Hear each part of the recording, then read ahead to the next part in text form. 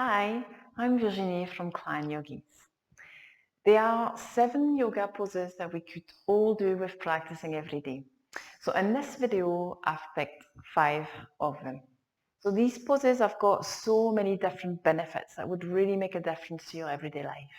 From releasing tension from the upper body, the back, the hips, the legs, to strengthening and improving your breathing and calming the mind. So let's get started with pose number 1, cat pose.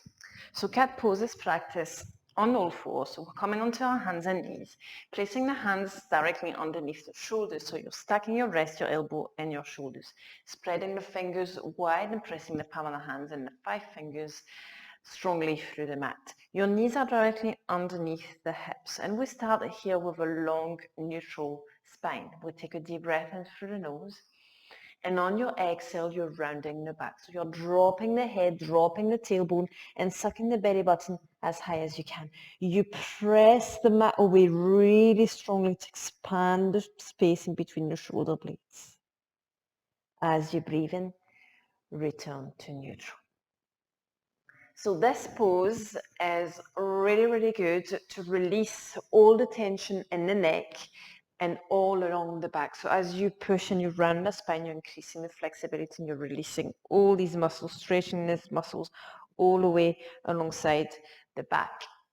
So you also start to engage and strengthen the deep core muscles and the glutes as you tilt that pelvis to bring that tailbone under. So this pose is really good to expand that space in between the shoulder blades, release the tension in the neck, increasing flexibility in the back, and starting to get a strong core and glutes. Cow pose. Just generally practice as a flow straight after cat. So again, we're going to come into our hands and knees. Same thing, so placing the hands underneath the shoulders, spreading your fingers wide to press them down onto the mat, stacking the wrist, elbows and shoulders. And as you spread those fingers and push them down, you're engaging your muscles in your arms. So you're not letting the elbows to hyperextend. You're really strong through those arms. The knees are directly underneath the hips. So we're going to practice this just after your cat. So take a deep breath in here with that neutral spine. And on your exhale, coming into your cat. So push the mat away, suck that belly button in as high as you can. Drop the head, drop the tailbone, expand the space between the shoulder blades. As you breathe in this time, we're coming into cow. So you're sending that tailbone up. The head comes up and you're squeezing your shoulder blades towards the buttocks. So you're opening up the chin. Exhale to release. So in cow, this is a really, really good one to do if you are sitting at a desk all day, for example, or sitting driving. Because what tends to happen is that we tend to slouch forward. And those muscles here in the chest over time tend to shorten. So cow is really good to open that chest, so to stretch all these muscles there, to increase flexibility in the shoulder and in the chest. You're increasing flexibility in your spine again as you're curling it the other way. You're squeezing those back muscles. And in that position as well, you're starting to release the hip flexors there, which tend to also get shortened as we sit for such a long time. So here we are. Cow pose, increasing flexibility in your spine, in your hip flexors, in the whole front of the body, in the chest, stretching all these muscles. Number 3 is down dog. So coming onto your all fours, and we're going to take the hands slightly forward off the shoulders and slightly outside of the shoulders. Spread those fingers really wide again. So don't forget this, we're still engaging those arms and we're pressing evenly through the hands. We're going to tuck the toes under at the back, so making sure those knees are directly underneath the hips. So those feet are going to stay underneath the hips as we push them up. We take a deep breath in here. And as we exhale, we send the bottom up into that down dog. We'll release the head to look at our knees, our feet. What's really important here is the length in the spine. So think about sending that tailbone up towards the ceiling as you take a deep breath in. Tilt the pelvis, send it up towards the ceiling. As you exhale, release your heels towards the mat. Take a deep breath in here again, lengthen. And as you exhale this time, try to bring that chest a wee bit closer to your thighs. So this is your down dog. So down dog, you would have practiced it many, many, many times in your yoga class as a staple in every class, and for good reasons. It's an inversion, which means your head is below your heart.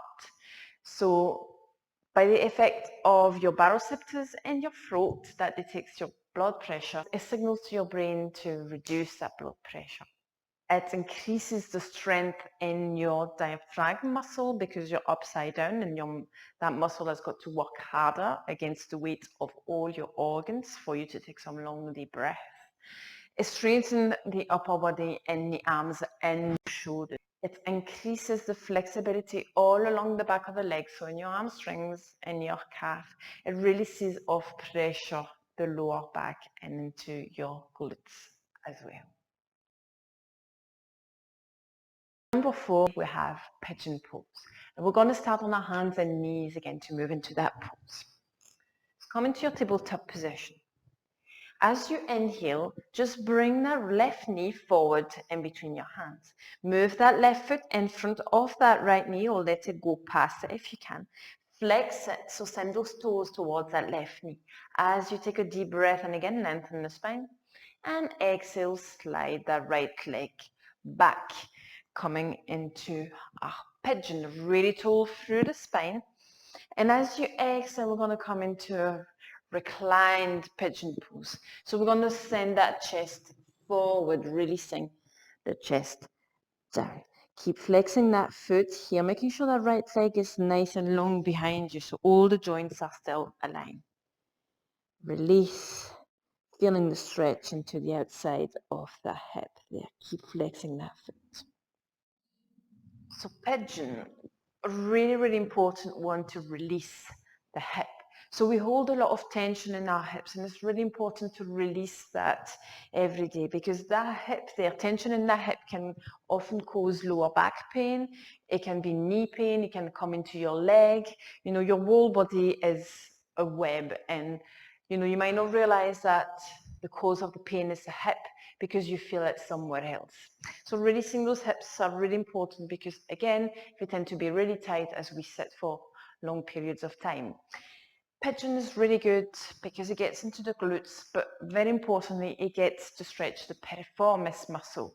And the piriformis muscle is quite often the reason why people have got sciatica pain. 5 is child's pose. Totally underrated, absolutely unavoidable. You have to practice this pose. So again, we're going to come into our hands and knees first, into our tabletop position. Knees underneath the hips. Bring your toes together at the back and separate your knees a little bit wider. Exhale, release your buttocks down onto the heels to come into that child's pose. So we want to have the knees a wee bit apart so we've got space for the belly to hang loose. If that feels good to you, you're bringing that forehead down. So I know for some people this might be actually quite challenging and not quite reaching down or reaching the buttocks down if it's tight knits in the front of the thigh.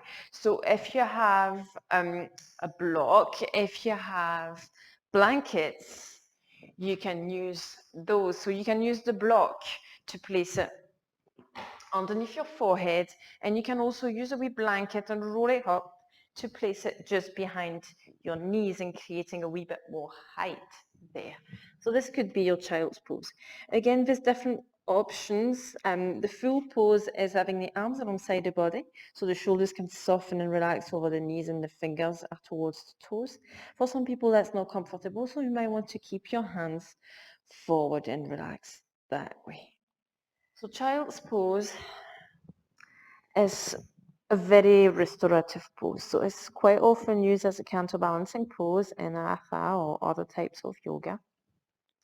But it's also a very good pose to reconnect with the breath. It's a really good time to have that mindfulness and that awareness of the breath because you feel so safe. There's only the back that's exposed.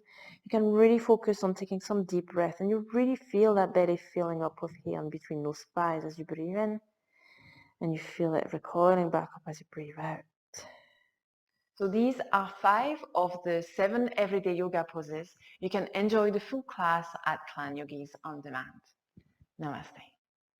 If you have enjoyed this video, then give me a thumb up, and you can also check out the other ones here. And of course, subscribe to the channel.